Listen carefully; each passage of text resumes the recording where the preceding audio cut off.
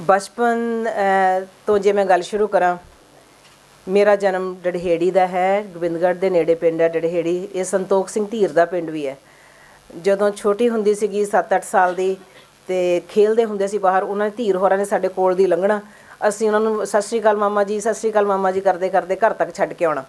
सो कई बार सोचते हैं कि शायद उत्थों भी कुछ जुड़िया होवे अंदर, पता नहीं सबकॉन्शियस माइंड तुहाडा की इकट्ठा करता रहिंदा हुंदा। तो बाकी बचपन बड़ा केयर फ्री सीगा, बहुत ही खुला डुला माहौल सी।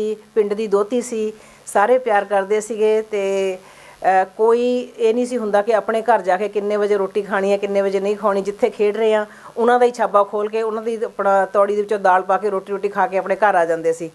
ते कदे दरख्तां दे उपर चढ़ना, बेरियां दे उपर चढ़ना बेर तोड़न वास्ते, वो सारा कुछ ਜਿਹੜਾ ਹੈਗਾ ਉਹ ਹੁਣ ਵੀ मैं देखती हाँ पिंडां 'ਚ ਕਿਸੇ एक्सटेंट तक ਉਹ ਨਿਆਣਿਆਂ ਦੇ ਵਿੱਚ ਜਿੰਦਾ ਪਿੰਡਾਂ ਦੇ ਵਿੱਚ। जब मैं सलाणे जानी हाँ, मेरे सहुरिਆਂ ਦਾ ਪਿੰਡ है वो, तो ਜਿਹੜਾ ਉਹ ਅੰਦਰਲਾ ਬੱਚਾ है, इनर चाइल्ड है, वो फिर दोबारा तो एक्टिव हो जाता है। जैंग होਰਾਂ ਨੂੰ पता है कि जिन्नी बार भी मैं सलाणे आई हाँ, मैं 5-7 साल के बच्चों तो लैके 16-17 साल के बच्चों तक असीं बहुत भजदे हाँ, अपने अंदर ऊच नीच खेडदे हाँ। तो उन्होंने लगता कि मैं भी उन्होंने नाल दी हाँ, तो मैनूं ट्रीट भी उदां ही करते थे छोटे बच्चे, अच्छा लगता है। सो अपने अंदरला जिहड़ा बच्चा है उन्होंने जीवंत रखना बहुत ज़रूरी है। उन्हें मैं सारे जिहड़े उतार चढ़ा सीगे जिंदगी दे, वो इनर चाइल्ड ने मैनू बचाई रखा। उन्होंने मैं हमेशा ही अपना जीवंत रखा। कैनेडा दे विच मेरा यही हैगा कि जिवें ज़ुंबा हैगा, ज़ुंबा डांस है, तो डांस एक तरह का सुकून दिंदा है। वर्कआउट तो हैगा ही हैगा, पर mentally I think I feel free and I feel at peace when I am dancing. That's my way of letting my emotions out. So ਇਹ ਹੈਗਾ ਮੈਂ ਬਚਪਨ ਬਾਰੇ ਦੱਸਿਆ ਤੁਹਾਨੂੰ ਆਪਣੇ। ਅਤੇ 8ਵੀਂ ਤੱਕ ਮੈਂ ਡੜਹੇੜੀ ਰਹੀ। ਗੋਬਿੰਦਗੜ੍ਹ ਕੁੜੀਆਂ ਦਾ ਸਕੂਲ ਸੀਗਾ, ਉੱਥੇ ਪੜ੍ਹਨ ਲਈ ਜਾਂਦੀ ਰਹੀ। ਔਰ ਸਾਡੇ ਕਿਉਂਕਿ ਮੇਰੇ ਨਾਨਾ ਜੀ ਸਰਪੰਚ ਸੀਗੇ, ਅਤੇ ਸਾਡੇ ਘਰ ਦੇ ਸਾਹਮਣੇ ਪੰਚਾਇਤ ਘਰ ਸੀ, ਉੱਥੇ ਲਾਇਬ੍ਰੇਰੀ ਪਿੰਡਾਂ ਨੂੰ ਜਿਹੜੀਆਂ ਕਿਤਾਬਾਂ ਆਉਂਦੀਆਂ ਸੀਗੀਆਂ, ਮੈਂ ਕਿਤਾਬਾਂ ਦੇਖੀਆਂ ਜ਼ਰੂਰ ਨੇ, ਛੋਟੀ ਸੀਗੀ, ਪਰ ਮੇਰੀ ਮਦਰ ਨੇ ਉਹ ਸਾਰੀਆਂ ਕਿਤਾਬਾਂ ਪੜ੍ਹੀਆਂ ਹੋਈਆਂ ਸੀਗੀਆਂ। ਉਸ ਆਪਣਾ उन्होंने हाले भी साहित्य का इन्ना शौक है कि कैनेडा जब मेरे को साडी लाइब्रेरी दी किताबां खत्म हो जांदियां ने, उन्होंने फिर दोबारा मैनूं कहना पैंदा होर मंगवा दो, इन्हों किसी होर लाइब्रेरी भेज दो, क्योंकि मेरी मदर ने सारियां पढ़ लिया ने, वो कर देंदे ने। सो ऐदा मेरे मदर का लगाव सीगा साहित्य दे नाल। 8वीं तो बाद मैनूं अपने पिंड जाना पिया, अपने पेरेंट्स दे कोल, अपने मम्मी डैडी दे कोल। फादर मेरे FA सीगे खालसा कॉलेज अमृतसर तो, उन्होंने थोड़ी देर धर्मशाला कॉलेज पढ़ाया भी है। फुटबॉल के प्लेयर सीगे वो, और इंग्लिश दे वो बहुत बड़े कह लो फैन, पैशनेट इंग्लिश के लिए। उन्होंने क्लास 6 ऐदा बांह के उपर चुक्कियां होंदियां सी। पिंड दे विच कदे किसी नूं देण जांदे सी, तुसीं आह पढ़ के देखो, नहीं कुछ समझ आउंदा तुसीं मैनूं पुछ लिओ। तो पिंड के लोगों ने उन्होंने नां तुरदी फिरदी लाइब्रेरी रखा होया सीगा, जिहड़ा कि मैनूं तां अंदरों बड़ा माण महसूस हुंदा सी, मेरे फादर इन्ना किताबां नाल जुड़े हुए ने। पर जब लोग जिहड़े हिसाब नाल गल करदे सीगे, बड़े माहौलिया जिहे तरीके दे नाल, उहनूं सुण के दुख भी हुंदा सी। ते उन्हां ने फिर मैनूं जिहड़ा हैगा लिखण दे नाल उन्हां ने किद्दां जोड़िया कि घर दे विच जिहड़ा टाइम्स ऑफ इंडिया आउंदा सी, इंग्लिश ट्रिब्यून आउंदा सी, इलास्ट्रेटेड वीकली ऑफ इंडिया आउंदा सीगा, तीनों ही आउंदे सी साडे घर। और बैठक दे विच साडी छोटी जी लाइब्रेरी सी, जिहदे च कुछ पंजाबी दीयां किताबां सी मेरी मदर वास्ते, सॉरी, ते बाकी इंग्लिश दीयां सीगियां ज़्यादा किताबां उत्थे।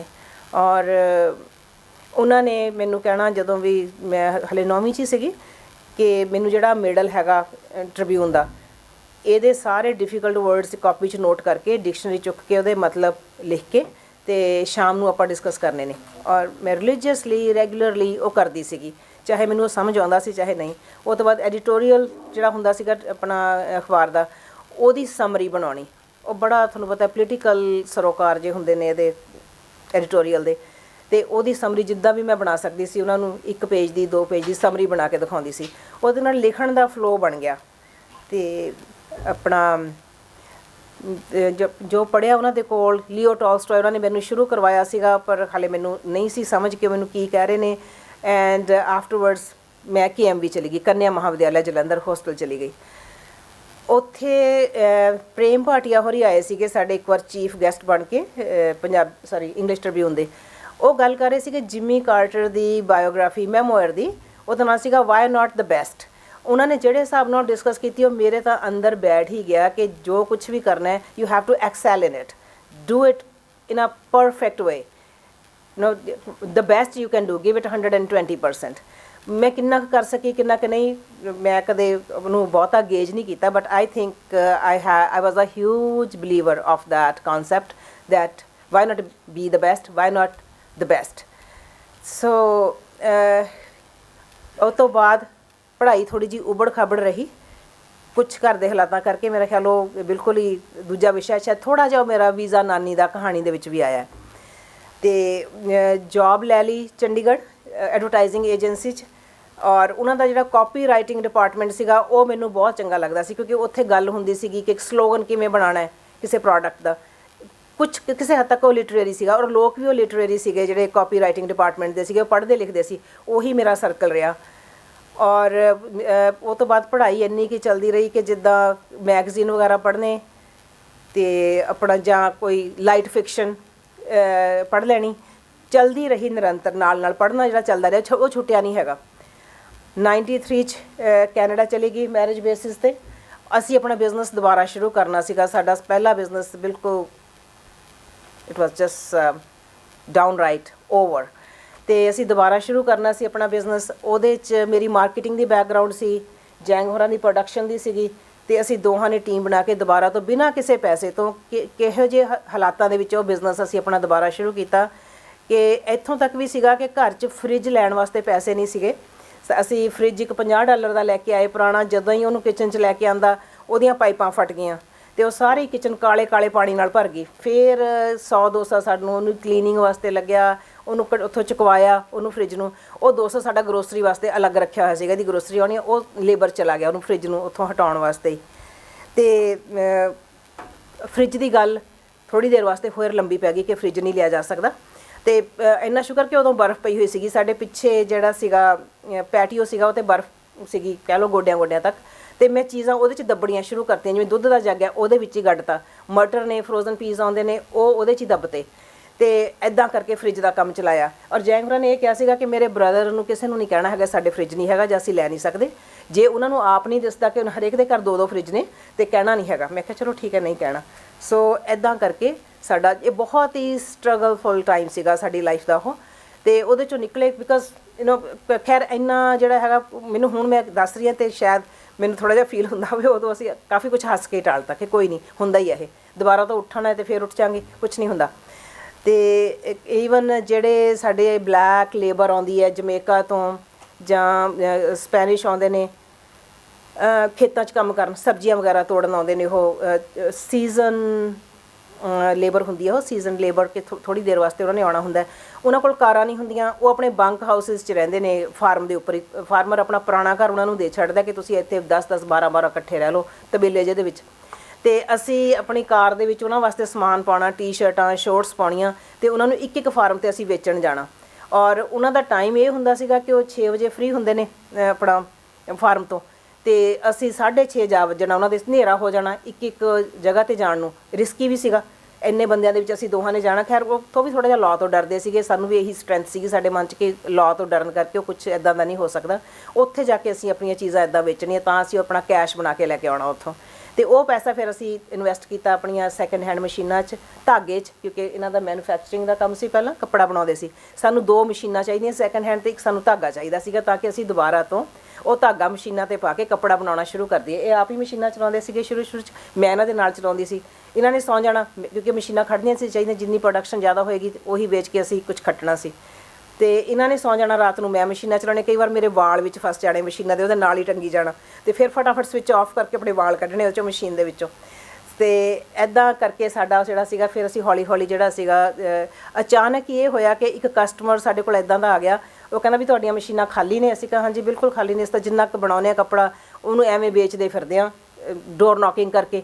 ਉਹ ਕਹਿੰਦਾ ਇੱਦਾਂ ਕਰੋ, ਦੋਨੋਂ ਮਸ਼ੀਨਾਂ ਮੇਰੇ ਔਡਰ 'ਤੇ ਪਾ ਦਿਓ। ਨਾਲ ਹੀ ਉਹ $50,000 ਦਾ ਸਾਨੂੰ ਜਿਹੜਾ ਹੈਗਾ ਦੇ ਗਿਆ ਸਰਟੀਫਾਈਡ ਚੈੱਕ, ਕਿ ਐਵੇਂ ਚੈੱਕ ਨਹੀਂ ਕਿ ਸਰਟੀਫਾਈਡ ਸੀਗਾ, that means sure short funds in the bank. ਅਤੇ ਉੱਥੋਂ ਸਾਡਾ ਕੰਮ ਜਿਹੜਾ ਹੈਗਾ ਚੱਲ ਪਿਆ ਦੁਬਾਰਾ ਤੋਂ ਫਿਰ, ਕਿਉਂਕਿ ਫੰਡਸ ਆ ਗਏ ਤੁਹਾਡੇ ਕੋਲ ਜਿਹੜਾ ਹੈਗਾ ਧਾਗਾ ਲੈਣ ਦੀ ਜਿਹੜੀ ਹੈਗੀ ਹੈ ਕਪੈਸਿਟੀ ਤੁਹਾਡੇ ਕੋਲ ਆ ਗਈ ਹੈ, ਅਤੇ ਤੁਸੀਂ ਇੱਕ EMPLOYEE ਵੀ ਰੱਖ ਸਕਦੇ ਹੋ ਕਿਉਂਕਿ ਹੁਣ ਤੁਹਾਡੇ ਕੋਲ ਪੈਸੇ ਨੇ। ਫਿਰ ਇੱਕ ਕੁੜੀ ਰੱਖੀ ਪੋਲੈਂਡ ਦੀ, ਉਹਨੇ ਕਾਫੀ ਕੰਮ ਸੰਭਾਲ ਲਿਆ, ਉਹਦਾ ਐਕਸਪੀਰੀਅੰਸ ਸੀਗਾ ਇਹ ਮਸ਼ੀਨਾਂ ਦਾ, ਉਹਨੇ ਕਾਫੀ ਕੰਮ ਸੰਭਾਲ ਲਿਆ ਸਾਡਾ। ਸੋ ਇਹ ਸਟਰਗਲ ਸੀ। ਇਹ ਸਟਰਗਲ ਦੇ ਵਿੱਚ ਕੀ ਹੁੰਦਾ ਸੀ ਕਿ ਜੇ ਮੈਂ ਆਫਿਸ 'ਚ ਬੈਠੀ ਹਾਂ, ਮੈਂ ਆਪਣਾ ਥੋੜ੍ਹੀ ਦੇਰ ਵਾਸਤੇ ਆਉਂਦਾ ਜਾਂਦਾ ਤਾਂ ਕੋਈ ਹੈ ਨਹੀਂ ਸੀ ਖਾਸ, ਮੈਂ ਨਾਲ ਆਪਣਾ ਕੋਈ ਨਾਵਲ ਲੈ ਜਾਣਾ। ਜੈਂਗ ਹੋਰਾਂ ਨੂੰ ਉੱਦਾਂ ਤਾਂ ਬੜਾ ਕੂਲ ਰੱਖਦੇ ਸੀ ਆਪਣੇ ਆਪ ਨੂੰ, ਕਦੇ ਇੱਦਾਂ ਨਹੀਂ ਹੋਇਆ ਕਿ ਇਹਨਾਂ ਨੂੰ ਉੱਥੇ ਕੋਈ ਗੁੱਸਾ ਆਇਆ ਹੋਵੇ ਜਾਂ ਕੁਛ। ਪਰ ਜਦ ਮੈਂ ਉੱਥੇ ਪੜ੍ਹਦੀ ਸੀ ਉਹਨੂੰ ਦੇਖ ਕੇ ਇਹਨਾਂ ਨੂੰ ਗੁੱਸਾ ਜ਼ਰੂਰ ਆਉਂਦਾ ਸੀ ਵੀ ਤੂੰ ਇੱਥੇ ਆਫਿਸ 'ਚ ਆਈ ਹੈ ਅਤੇ ਇੱਥੇ ਇਹਨੂੰ ਧਿਆਨ ਦੇ, ਕੰਮ ਵੱਲ ਧਿਆਨ ਦੇ, ਅਤੇ ਆਪਣਾ ਉਹਦਾ ਅਕਾਊਂਟਿੰਗ ਹੀ ਦੇਖ ਲੈ ਜਾਂ ਕੁਛ ਦੇਖ ਲੈ। ਅਤੇ ਮੈਂ ਕਿਹਾ ਨਹੀਂ, ਮੈਂ ਆਪਣੇ ਸਪੇਅਰ ਟਾਈਮ 'ਚ ਪੜ੍ਹਦੀ ਹਾਂ, ਜਦ ਮੈਂ ਧਿਆਨ ਦੇਣਾ ਹੁੰਦਾ ਮੈਂ ਕਰਦੀ ਹਾਂ, ਪਰ ਮੈਂ ਆਪਣੇ ਸਪੇਅਰ ਟਾਈਮ 'ਚ ਪੜ੍ਹਦੀ ਹਾਂ। ਇਹ ਕਹਿੰਦੇ ਸਪੇਅਰ ਟਾਈਮ ਕਿਹੜਾ ਹੁੰਦਾ, ਘਰ ਜਾਓ, ਘਰ ਜਾ ਕੇ ਪੜ੍ਹੋ ਆਪਣਾ, ਕੋਈ ਨਹੀਂ ਮੈਂ ਇਕੱਲਾ ਹੀ ਸੰਭਾਲ ਲੂੰਗਾ, ਤੁਸੀਂ ਘਰ ਜਾਓ। ਅਤੇ ਮੈਂ ਹੁਣ ਇਹਨਾਂ ਨੂੰ ਉਹ ਨਹੀਂ ਸੀ ਸਮਝਾ ਸਕਦੀ ਕਿ ਮੇਰੇ ਲਈ ਪੜ੍ਹਨਾ ਸਾਹ ਲੈਣ ਵਾਂਗ ਹੈ, ਪੜ੍ਹੇ ਬਿਨਾਂ ਮੈਂ ਨਹੀਂ ਰਹਿ ਸਕਦੀ, ਮੈਨੂੰ ਰੋਜ਼ ਪੜ੍ਹਨਾ ਪੈਣਾ ਹੈ, ਕਿਉਂਕਿ ਮੇਰੀ ਰੂਹ ਜਿਹੜੀ ਹੈਗੀ ਉਹਦੀ ਤਾਂ ਖੁਰਾਕ ਇਹੀ ਹੈ, ਪੜ੍ਹਨਾ ਹੀ ਹੈ, ਮੈਨੂੰ ਪੜ੍ਹਨਾ ਪਏਗਾ। ਪਰ ਕਈ ਵਾਰ ਤਾਂ ਆਪਣਾ ਕਿੰਨੀ ਦੇਰ ਤੱਕ ਕੋਈ ਸਾਡੀ ਉਹਦੇ ਵਾਸਤੇ ਆਰਗੂਮੈਂਟਸ ਨਹੀਂ ਸੀ ਹੁੰਦੀ, ਪਰ ਫਿਰ ਕਈ ਵਾਰ ਅਚਾਨਕ ਉਹੀ ਗੱਲ ਨੂੰ ਲੈ ਕੇ ਸਾਡੀ ਹੋ ਜਾਂਦੀ ਸੀਗੀ ਕਿ ਇਹ ਕਹਿੰਦੇ ਸੀ ਕਿ ਨਹੀਂ ਜੇ ਆਫਿਸ 'ਚ ਆਉਣਾ ਤਾਂ ਆਫਿਸ 'ਚ ਧਿਆਨ ਦੇਣਾ ਹੈ, ਅਤੇ ਜੇ ਘਰ ਹੋ ਤੁਸੀਂ ਆਪਣਾ ਜੋ ਮਰਜ਼ੀ ਕਰੋ। ਔਰ ਟਰੱਕ ਜਿਹੜਾ ਹੁੰਦਾ ਸੀਗਾ ਉਹ ਅਸੀਂ ਆਪ ਭਰਨਾ ਹੁੰਦਾ ਸੀਗਾ, ਜਿਹੜਾ ਧਾਗਾ ਕੱਪੜਾ ਬਣ ਗਿਆ, ਕੱਪੜੇ ਦੇ ਰੋਲ ਨੇ ਜਾਂ ਉਹ 'ਚ ਕੋਈ ਬਕਸੇ ਨੇ ਗਾਰਮੈਂਟਸ ਦੇ, ਉਹ ਜੇ ਟਰੱਕ ਆ ਕੇ ਡੌਕ 'ਤੇ ਲੱਗ ਗਿਆ ਅਤੇ ਉਹਨੂੰ ਆਪ ਭਰਨਾ ਹੁੰਦਾ ਸੀਗਾ। ਪਹਿਲਾਂ ਤਾਂ ਮੈਂ ਇੱਦਾਂ ਖੜ ਜਾਂਦੀ ਸੀਗੀ ਵੀ ਟਰੱਕ ਭਰਨਾ ਮੇਰਾ ਕੰਮ ਥੋੜ੍ਹੀ ਹੈ, ਤਾਂ ਬੰਦਿਆਂ ਦਾ ਕੰਮ ਹੈ, ਅਤੇ ਬੰਦੇ ਉੱਤੇ ਹੈ ਕੌਣ, ਅਸੀਂ ਦੋਨੋਂ ਹੀ ਆ। ਇਹਨਾਂ ਨੇ ਚੱਕ ਕੇ ਬਕਸੇ ਮਾਰਨੇ ਉਹਦੇ ਵਿੱਚ, ਆਪਣਾ ਟਰੱਕ ਦੇ ਵਿੱਚ। ਅਤੇ ਮੈਨੂੰ ਕਹਿੰਦੇ ਵੀ ਇੱਦਾਂ ਨਹੀਂ ਖੜਨਾ ਆ ਕੇ, ਅਤੇ ਮੈਂ ਕਿਹਾ ਹੋਰ ਕਿੱਦਾਂ ਖੜਨਾ।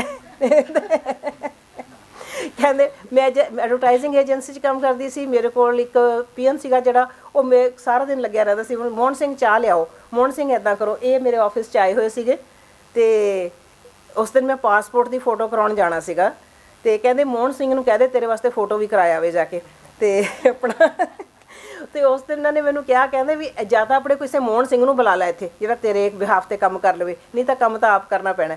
ਫਿਰ ਉਸ ਦਿਨ ਮੈਨੂੰ ਬੜਾ ਗੁੱਸਾ ਆਇਆ, ਉਸ ਦਿਨ ਮੈਨੂੰ ਲੱਗਦਾ ਵੀ ਇਹਨਾਂ ਤੋਂ ਜ਼ਿਆਦਾ ਬਕਸੇ ਚੱਕ ਕੇ ਮੈਂ ਟਰੱਕ 'ਚ ਮਾਰੇ।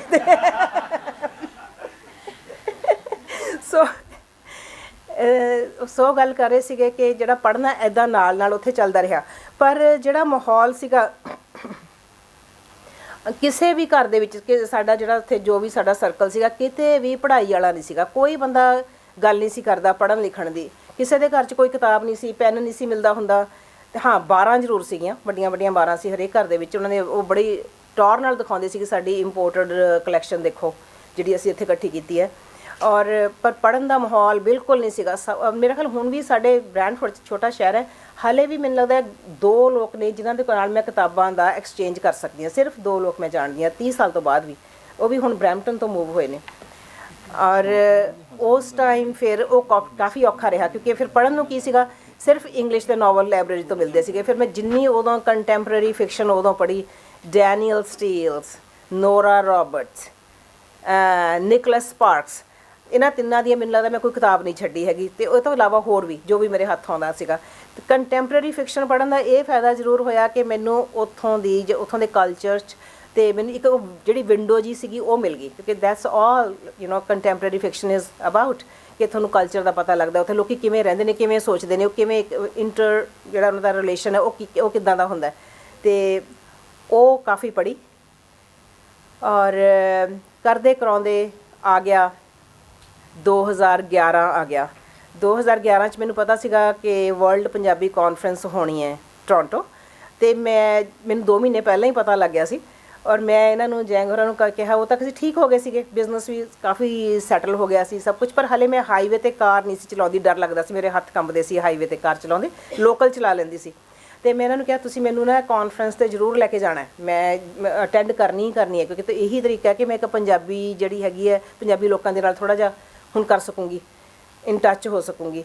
ਔਰ ਦੂਜਾ ਮੈਨੂੰ ਇਹ ਸੀਗਾ ਪੰਜਾਬੀ ਯੂਨੀਵਰਸਿਟੀ ਤੋਂ ਪ੍ਰੋਫੈਸਰ ਆਉਣਗੇ, ਉਹ ਵੀ ਮੇਰੇ ਵਾਸਤੇ ਬਹੁਤ ਵੱਡਾ ਸੀਗਾ ਕਿ ਮੈਂ ਉਹਨਾਂ ਨੂੰ ਮਿਲੂੰਗੀ ਅਤੇ ਉਹਨਾਂ ਨੂੰ ਪੁੱਛੂੰਗੀ ਕਿ ਕੀ ਹੋ ਰਿਹਾ, ਮੈਂ ਕੀ ਪੜ੍ਹਾਂ, ਉੱਥੇ ਕੀ ਚੱਲ ਰਿਹਾ, ਕਿਹੜੇ ਲੇਖਕ ਨੇ ਜਿਹੜੇ ਹੁਣ ਹੈਗੇ ਨੇ ਪਾਪੂਲਰ ਨੇ, ਅਤੇ ਬਹੁਤ ਕੁਛ ਮਨ 'ਚ ਚੱਲ ਰਿਹਾ ਸੀਗਾ।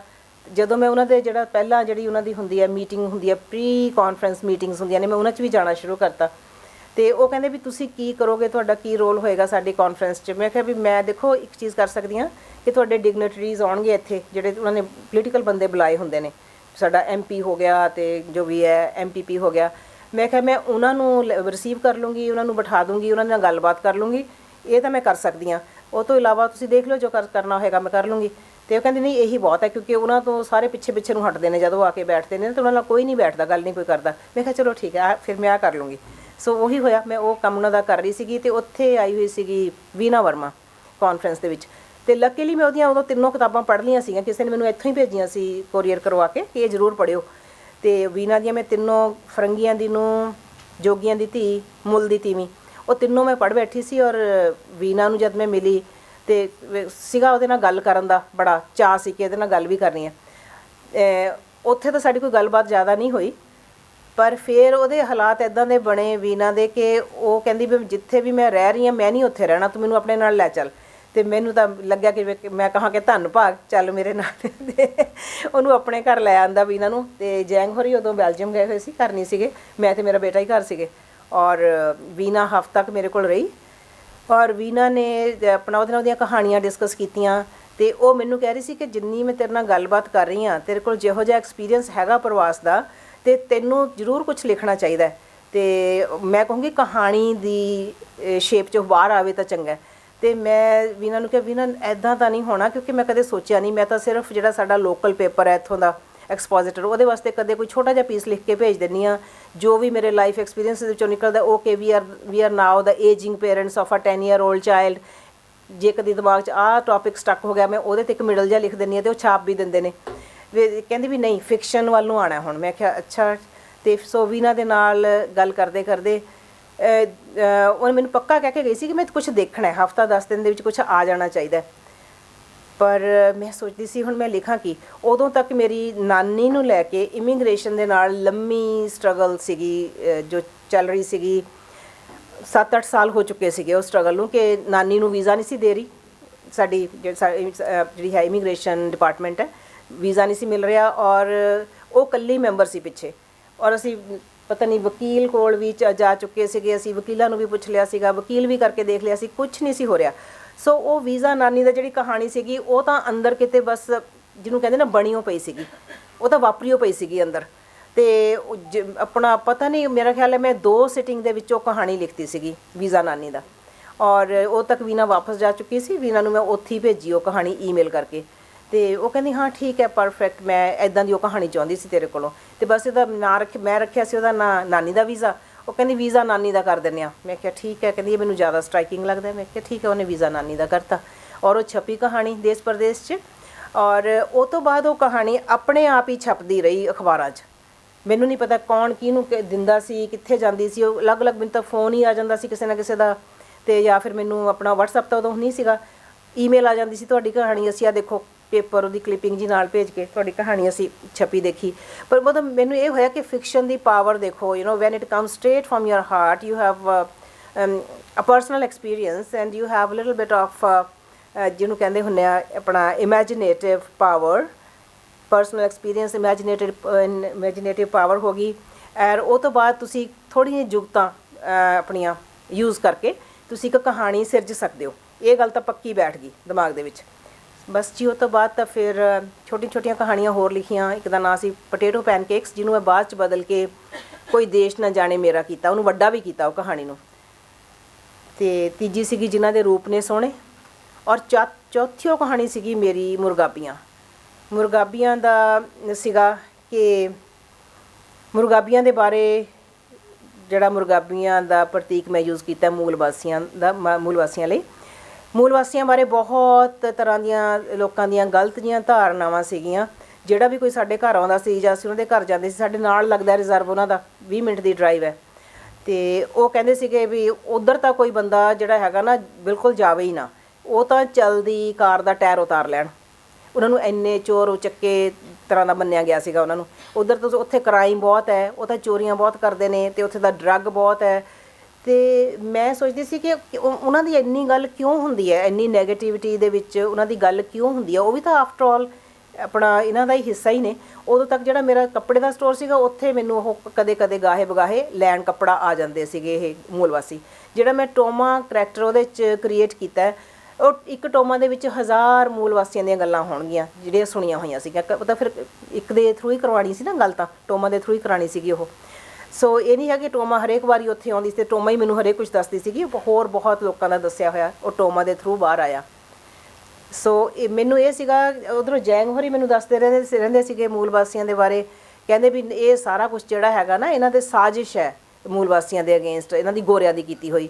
ਉਹ ਸਾਜ਼ਿਸ਼ ਕਿੱਦਾਂ ਵਿੱਚ ਵਿਚਾਲੇ ਕੀ ਹੋਇਆ, ਉਹ ਕਾਫੀ ਕੁਝ ਮੈਨੂੰ ਇਹਨਾਂ ਤੋਂ ਪਤਾ ਲੱਗਾ ਅਤੇ ਕਾਫੀ ਕੁਝ ਮੈਨੂੰ ਪੜ੍ਹਨਾ ਪਿਆ, ਜਾ ਕੇ ਉਹਨਾਂ ਦੀ ਹਿਸਟਰੀ 'ਚ ਜਾਣਾ ਪਿਆ ਪਿੱਛੇ। ਅਤੇ ਬਾਕੀ ਕਹਾਣੀ ਤਾਂ ਫਿਰ ਉਹੀ ਗੱਲਾਂ ਦੇ ਉੱਪਰ ਹੀ ਆਧਾਰਿਤ ਸੀਗੀ ਜਿਹੜੀਆਂ ਹੋਈਆਂ ਉਹਨਾਂ ਦੇ ਨਾਲ। ਸਾਡਾ ਕੰਸਟਰਕਸ਼ਨ ਦਾ, ਅਸੀਂ ਕੱਪੜੇ ਦਾ ਕੰਮ ਛੱਡ ਕੇ ਕੰਸਟਰਕਸ਼ਨ 'ਚ ਆ ਗਏ, ਡਿਵੈਲਪਰ ਬਣ ਗਏ। ਉੱਥੇ ਜਿਹੜੀ ਲੇਬਰ ਫੋਰਸ ਸੀਗੀ, ਇਹ ਪਰਪਸਲੀ ਉਹਨਾਂ ਨੂੰ ਕੰਮ ਦਿੰਦੇ ਸੀਗੇ ਮੂਲ ਵਾਸੀਆਂ ਨੂੰ, ਕਿਉਂਕਿ ਉਹ ਚੰਗੇ ਕਾਰੀਗਰ ਨੇ ਉਹ। ਅਤੇ ਕਹਿੰਦੇ ਵੀ ਉਹਨਾਂ ਨੂੰ ਦਿਓ, ਉਹਨਾਂ ਦਾ ਉਥਾਨ 'ਚ ਅਸੀਂ ਇੰਨਾ ਕੁ ਤਾਂ ਹਿੱਸਾ ਪਾ ਸਕਦੇ ਹਾਂ ਨਾ ਕਿ ਉਹਨਾਂ ਨੂੰ ਬਿਜ਼ਨਸ ਦਿਓ, ਤਾਂ ਕਿ ਉਹ ਵੀ ਸ਼ਾਮ ਨੂੰ ਇੱਕ ਚੈੱਕ ਲੈ ਕੇ ਘਰ ਜਾਣ ਆਪਣੇ। ਇਹਨਾਂ ਨੇ ਫਿਰ ਉਹਨਾਂ ਤੋਂ ਅਸੀਂ ਗੱਲਾਂ ਸੁਣਨੀਆਂ ਕਿ ਕੀ ਹੋਇਆ ਉੱਥੇ, ਕਿੱਦਾਂ ਹੋਇਆ। ਅਤੇ ਜਿਹੜੀ ਲੋਕ ਗਾਥਾ ਹੈ, ਇਹ ਉਹਨਾਂ ਤੋਂ ਹੀ ਸੁਣੀ, ਲੂੰਬੜੀ ਅਤੇ ਜਿਹੜੀ ਹੈ ਆਪਣਾ ਮੁਰਗਾਬੀਆਂ ਦੀ ਜਿਹੜੀ ਲੋਕ ਗਾਥਾ ਉਹਨਾਂ ਤੋਂ ਸੁਣੀ। ਅਤੇ ਮੈਂ ਸੋਚਿਆ ਇਹ ਵੀ ਮੈਂ ਜਿਹੜੀ ਹੈਗੀ ਹੈ ਕਹਾਣੀ 'ਚ ਵਰਤੂੰਗੀ, ਇਹਨੂੰ ਇਹ ਪੈਰਲਲ ਚੱਲੂਗੀ ਕਹਾਣੀ 'ਚ। ਅਤੇ ਇਹ ਵੀ ਕਹਾਣੀ ਜਿਹੜੀ ਹੈਗੀ ਹੈ ਆਪਣਾ ਬਣ ਗਈ ਸੀ, ਕੋਈ ਇੰਨਾ ਔਖਾ ਨਹੀਂ ਹੋਣਾ ਪਿਆ, ਪਰ ਇਹਨੂੰ ਬਾਰ-ਬਾਰ ਸੰਵਾਰਨਾ, ਸੋਧਣਾ, ਉਹਦੇ 'ਚ ਮੇਰਾ ਬਹੁਤ ਟਾਈਮ ਲੱਗਾ। ਕਿ ਮੈਂ ਇਹ ਵੀ ਚਾਹੁੰਦੀ ਸੀ ਕਿਉਂਕਿ ਹਿਸਟੋਰੀਕਲ ਇਹਦਾ ਹੈਗਾ ਬੈਕਗਰਾਊਂਡ ਹੈ ਜਿਹੜਾ ਇਹਦੇ 'ਚ, ਉਹਦੇ 'ਚ ਕੁਛ ਗਲਤੀ ਨਾ ਹੋ ਜਾਵੇ ਮੇਰੇ ਕੋਲੋਂ, ਸਾਰੇ ਜਿਹੜੇ ਉਹ ਹੈਗੇ ਨੇ ਤੱਥ ਨੇ ਉਹ ਸਹੀ ਹੋਣ। ਉਹਦੇ 'ਚ ਕਾਫੀ ਟਾਈਮ ਲੱਗਾ ਸੀ। ਸੋ ਇੱਦਾਂ ਹੀ ਮੁਰਗਾਬੀਆਂ ਲਿਖੀ ਗਈ, ਔਰ ਮੈਨੂੰ ਨਹੀਂ ਸੀ ਪਤਾ ਕਿ ਮੁਰਗਾਬੀਆਂ ਇੱਥੇ ਤੱਕ ਪਹੁੰਚੇਗੀ। ਮੈਂ ਤਾਂ ਬਹੁਤ ਹੌਲੀ ਮਹਿਸੂਸ ਕਰ ਰਹੀ ਸੀ ਜਦੋਂ ਮੈਂ ਉਹਨਾਂ ਦਾ ਪੱਖ ਪੂਰਿਆ ਕਿ ਇਹਨਾਂ ਦੀ ਸੱਚਾਈ ਇਹ ਹੈ। ਮੈਂ ਬਹੁਤ ਜ਼ਿਆਦਾ I felt so relieved telling the truth, getting the truth out. So ਇਹ ਮੁਰਗਾਬੀਆਂ ਦਾ ਹੈ ਜੀ। ਬਾਕੀ ਮੈਂ ਛੋਟੇ ਨੋਟਸ ਤਾਂ ਬਣਾਏ ਨੇ ਕਿਉਂਕਿ ਮੈਨੂੰ ਲੱਗਦਾ ਮੈਂ ਕਿਤੇ ਕੁਛ ਭੁੱਲ ਨਾ ਜਾਵਾਂ।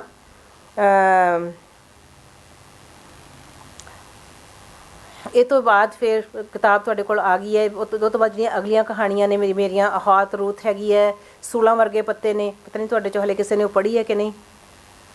2 ਕਹਾਣੀਆਂ ਮੇਰੀਆਂ ਪਬਲਿਸ਼ ਹੋ ਚੁੱਕੀਆਂ ਨੇ।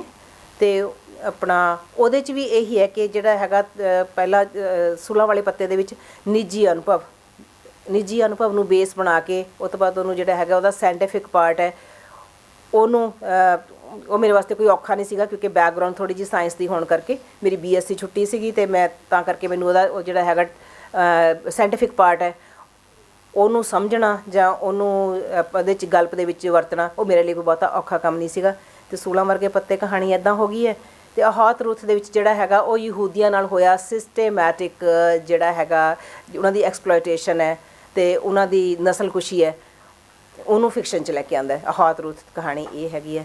So basically that's all about ਮੀ। ਹੁਣ ਤੁਸੀਂ ਮੈਨੂੰ ਕੁਝ ਪੁੱਛ ਸਕਦੇ ਹੋ ਜੋ ਵੀ ਪੁੱਛਣਾ। ਆਪਾਂ ਇੱਕ ਸਵਾਲ 'ਤੇ ਆਉਂਦੇ ਹਾਂ। ਪਹਿਲਾਂ ਦੱਸੋ ਜੀ। ਇਹ ਅਗਲਾ ਸੀਗਾ ਕੱਪੜੇ, ਪਹਿਲਾਂ ਸੀਗਾ ਗਿੱਧੇ ਤਾਂ ਜੰਬਾ ਕਿਉਂ ਚੁਣਿਆ? ਹਾਂਜੀ, ਕਿਉਂਕਿ ਗਿੱਧਾ ਕਦੇ ਕਰਨ ਦਾ ਮੌਕਾ ਹੀ ਨਹੀਂ ਮਿਲਿਆ।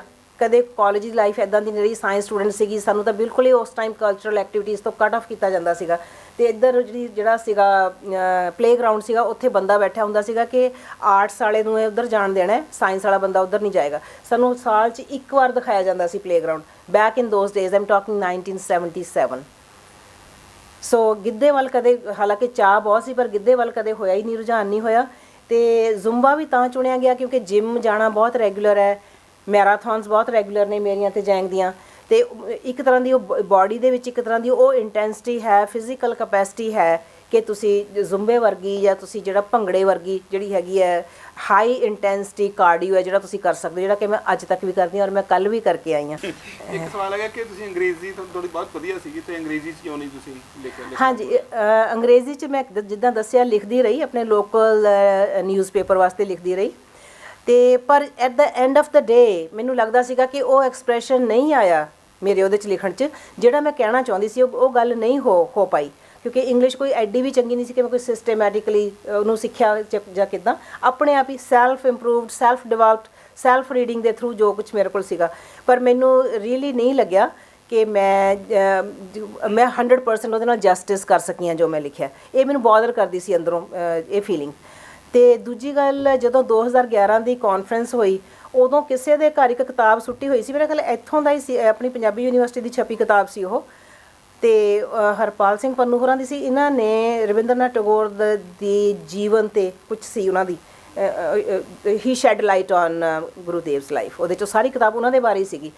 ਉਹ ਕਹਿੰਦੇ ਆਹ ਚੁੱਕ ਕੇ ਲੈ ਜਾਓ, ਜਿੱਦਾਂ ਆਪਣਾ ਕੂੜੇ ਦੇ ਢੇਰ 'ਚ ਪਈ ਹੁੰਦੀ ਚੀਜ਼, ਕਹਿੰਦੇ ਅਸੀਂ ਨਹੀਂ ਇਹੋ ਜਿਹੀਆਂ ਕਿਤਾਬਾਂ ਪੜ੍ਹਦੇ, ਚਾਹੀਦੀਆਂ ਲੈ ਜਾਓ। ਮੈਂ ਤਾਂ ਫਟਾਫਟ ਕਿਤਾਬਾਂ ਇਕੱਠੀਆਂ ਕਰਦੀ ਸੀ ਜਿੱਥੋਂ ਵੀ ਮਿਲ ਜਾਂਦੀਆਂ ਸੀ ਮੈਨੂੰ, ਅਤੇ ਉਹ ਮੈਂ ਚੁੱਕ ਲਈ। ਕਹਿੰਦੇ ਸਾਨੂੰ ਤਾਂ ਐਵੇਂ ਦੇਤੀ, ਉੱਥੇ ਅਸੀਂ ਗਏ ਹੋਏ ਸੀਗੇ, ਸਾਨੂੰ ਫੜਾ ਗਿਆ ਕੋਈ। ਅਤੇ ਮੈਂ ਉੱਥੇ ਚੁੱਕੀ, ਉਹਨੂੰ ਘਰ ਆ ਕੇ ਪੜ੍ਹਿਆ। ਉਹਦੇ 'ਚ ਹੈ ਨਹੀਂ, ਉਹਦੇ 'ਚ ਇੱਕ ਜਗ੍ਹਾ 'ਤੇ ਸੀਗਾ ਕਿ ਜਦੋਂ ਬਲਰਾਜ ਸਾਹਨੀ ਹਾਂਜੀ ਜਾਂਦੇ ਨੇ ਗੁਰੂਦੇਵ ਦੇ ਕੋਲ ਵੀ ਮੈਂ ਆ ਦੇਖੋ ਇੰਗਲਿਸ਼ 'ਚ ਕੁਝ ਲਿਖ ਕੇ ਲੈ ਕੇ ਆਇਆ, ਤੇ ਉਹਨਾਂ ਨੂੰ ਪੁੱਛਦੇ ਨੇ ਗੁਰੂਦੇਵ ਕਿ ਤੁਹਾਡੀ ਮਦਰ ਟੰਗ ਕਿਹੜੀ ਹੈ? ਕਹਿੰਦੇ ਪੰਜਾਬੀ। ਕਹਿੰਦੇ ਫਿਰ ਪੰਜਾਬੀ 'ਚ ਕਿਉਂ ਨਹੀਂ ਲਿਖਦੇ?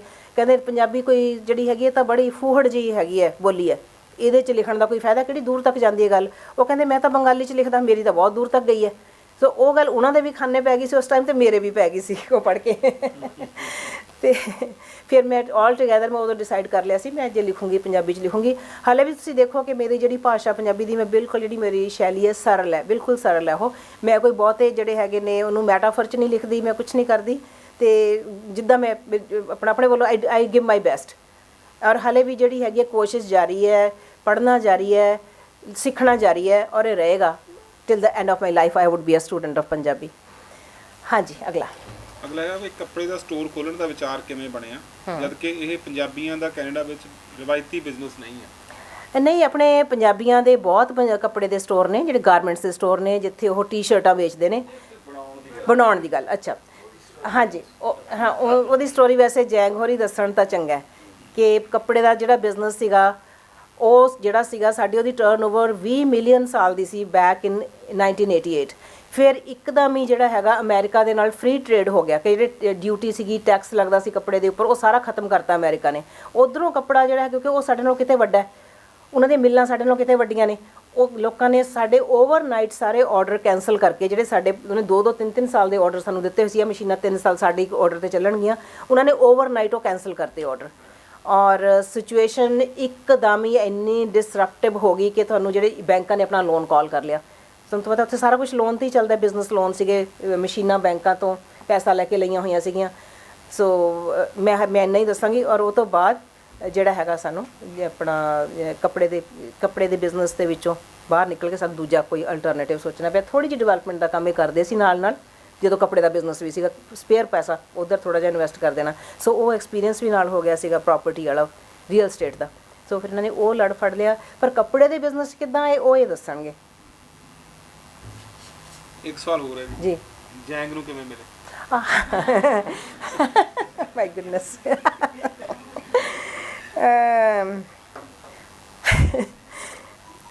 ਜੈਂਗ ਵਾਸਤੇ ਜਿਹੜਾ ਸੀਗਾ ਮੇਰਾ ਵੀ ਮੇਰੇ ਆਂਟੀ ਨੇ ਮੈਟਰੀਮੋਨੀਅਲ ਦਿੱਤਾ ਹੋਇਆ ਸੀਗਾ।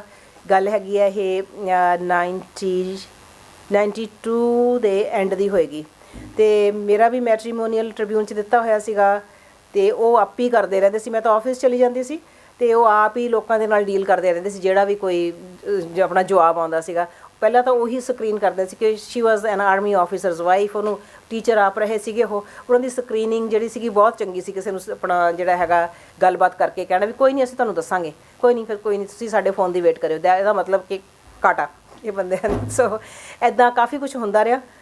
ਮੈਂ ਜਦੋਂ ਸ਼ਾਮ ਨੂੰ ਘਰ ਆਉਂਦੀ ਸੀ ਆਫਿਸ ਤੋਂ, ਅਸੀਂ ਫਿਰ ਰੋਜ਼ ਸਾਡੇ ਵਾਸਤੇ ਅੰਕਲ ਹੋ ਗਏ, ਮੈਂ ਹੋ ਗਈ, ਉਹਨਾਂ ਦੇ ਮਦਰ ਇਨ ਲਾ ਸੀਗੇ, ਅਸੀਂ 4:30 ਵਾਸਤੇ ਇੱਕ ਤਰ੍ਹਾਂ ਦਾ ਇੱਕ ਤਰ੍ਹਾਂ ਦਾ ਸ਼ੁਗਲ ਹੀ ਬਣ ਗਿਆ ਕਿ ਅੱਜ ਕੌਣ ਆਇਆ ਸੀ।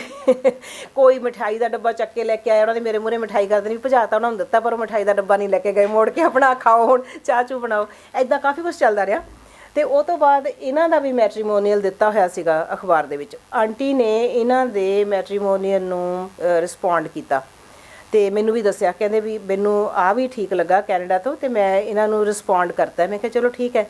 ਇਹਨਾਂ ਨੇ ਜਿਹੜੇ ਬੰਦੇ ਦੀ ਡਿਊਟੀ ਲਾਈ ਸੀਗੀ ਉਹ ਮੈਟਰੀਮੋਨੀਅਲ ਹੈਂਡਲ ਕਰਨ ਦੀ ਇੱਥੇ, ਉਹਨਾਂ ਦਾ ਜਵਾਬ ਆ ਗਿਆ ਇੱਕ ਲੈਟਰ ਦੇ ਵਿੱਚ। ਉਦੋਂ ਲੈਟਰਸ ਹੀ ਹੁੰਦੀਆਂ ਸੀ, ਹੁਣ 92 ਤੱਕ ਨਾ ਉਹੀ ਕੋਰਸਪੋਂਡੈਂਸ ਇੱਦਾਂ ਹੀ ਚੱਲਦਾ ਸੀਗਾ। ਅਤੇ ਉਹਦਾ ਜਵਾਬ ਆ ਗਿਆ ਬੰਦੇ ਦਾ, ਕਹਿੰਦਾ ਵੀ ਜਦੋਂ ਤੱਕ ਉਹ ਬੰਦਾ ਇੱਥੇ ਨਹੀਂ ਆ ਜਾਂਦਾ, ਹਾਲੇ ਇੱਥੇ ਆਇਆ ਨਹੀਂ ਹੈਗਾ, ਕੈਨੇਡਾ 'ਚ ਹੀ ਹੈ, ਉਦੋਂ ਤੱਕ ਸਾਨੂੰ ਬੋਦਰ ਨਾ ਕਰਿਓ, ਸਾਨੂੰ ਡਿਸਟਰਬ ਨਾ ਕਰਿਓ।